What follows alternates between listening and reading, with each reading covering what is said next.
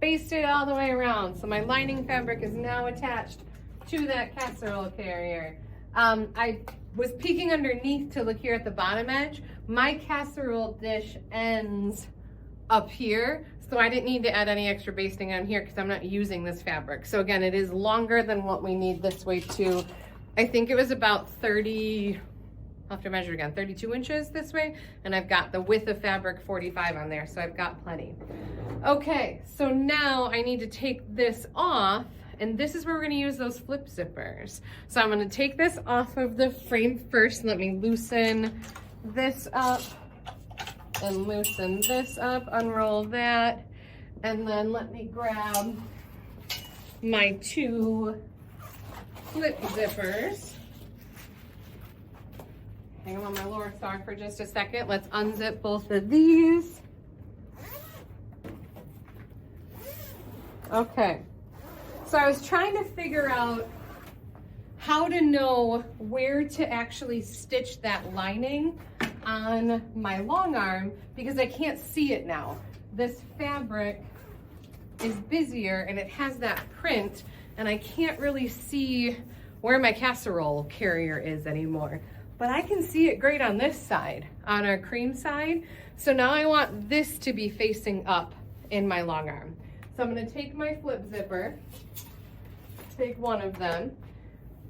This is the side that has no pull on it.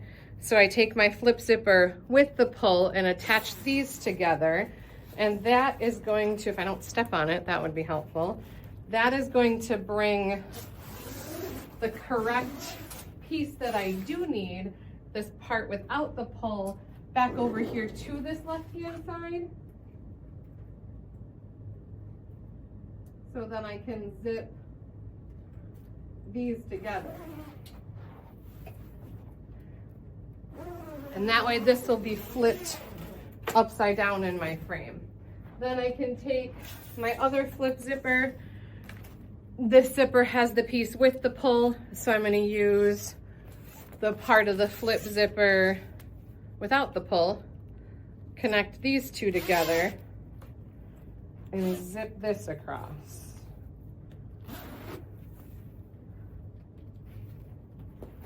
Getting stuck on my pins a little bit. There we go. I want this between my bars. Actually, let's go ahead and roll that up. So I'm gonna lock this back here, roll this up so I can get to that bottom edge. Then take my zipper here, make sure it's not twisted. I pull it below this bar, and then that's gonna attach to my belly bar, to my backing bar. So I've got the correct piece of the zipper I need over here now.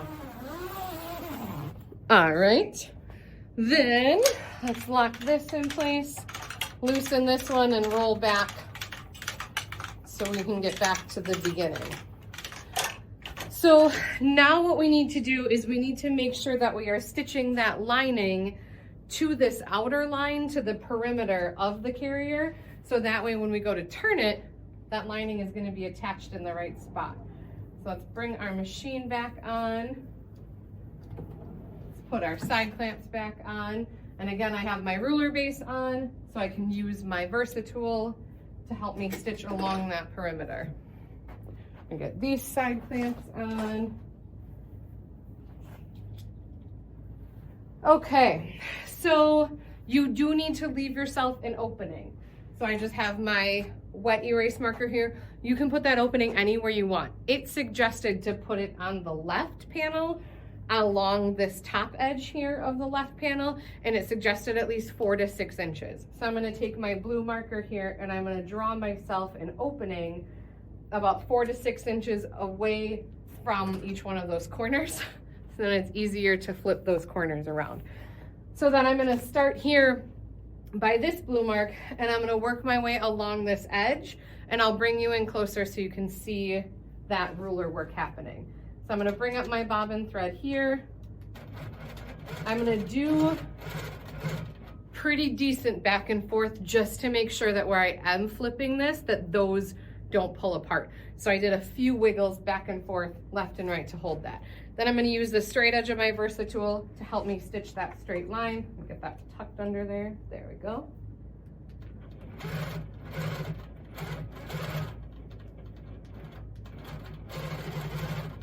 And I'm just stitching in the perimeter here. Let me turn my Versa tool this way. And I'm just working around that edge. Let me bring you in closer so you can see that better. So I've got my foot lined up here on the edge. I'm holding my Versa tool in place to help me stitch that. And I'm just lining up and stitching close to that seam line as possible, because that is securing our lining right along this edge.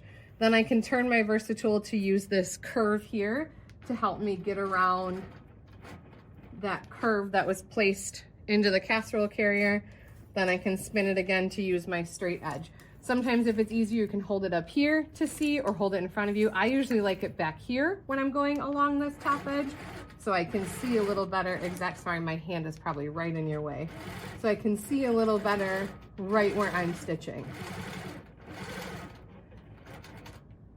Then I'm gonna come down this side until it starts to curve.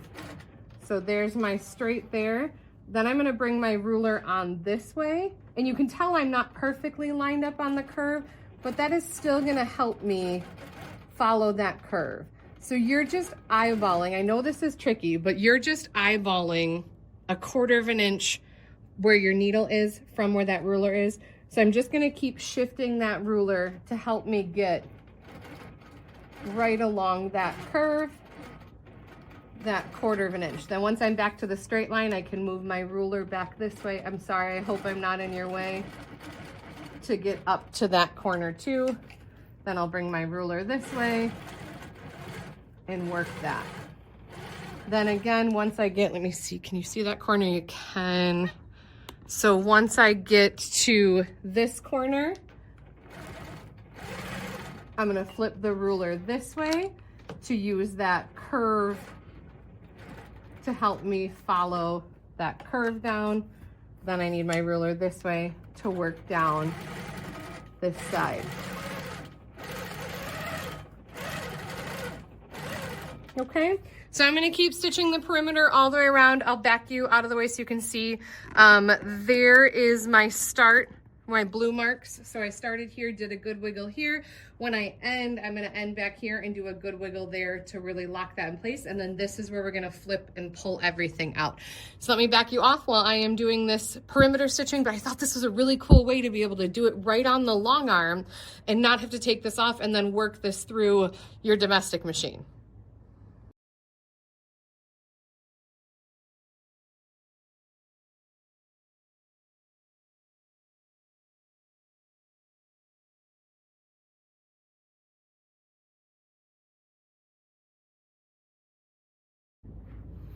Okay, perimeter is all stitched. I left my opening here.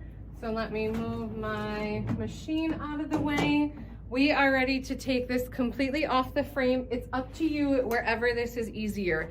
You do need to take out all the basting stitches. So I'm gonna stay and I'm gonna pull these basting stitches out while it's here on the long arm instead of on my cutting table, but whatever is easier for you, especially on this side, on this backing fabric side, it's easier to see where both basting stitches were, because remember, we basted the top fabric to the Insulbright in this backing that's going to be hidden. Then we also put basting stitches for that lining fabric to the carrier once the carrier is all stitched. So make sure you remove all the basting stitches, because that first one that I tried to do, I forgot to take out the basting stitches and I am pushing it through that opening and it is not working. It was fighting me the whole time and I was getting so frustrated.